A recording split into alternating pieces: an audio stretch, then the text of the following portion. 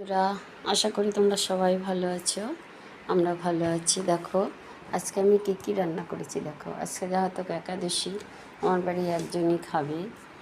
আমি করেছি ভাত, উচ্ছে ভাজা, আর করেছি ডাল, আর এদিকে করেছি ওই আলু আর এমনি ছোলা দিয়ে ওর টিফিনের একটা তরকারি করে দিয়েছি, আর করেছি পোস্ত, আলু পোস্ত।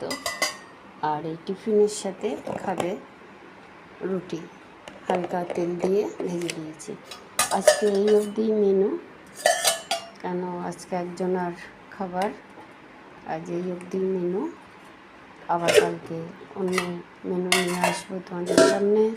তোমরা আমার চ্যানেলটাকে সাবস্ক্রাইব করো, লাইক করো, শেয়ার করো, অনেক করে কমেন্ট করো। কমেন্ট তাহলে ভালো লাগে।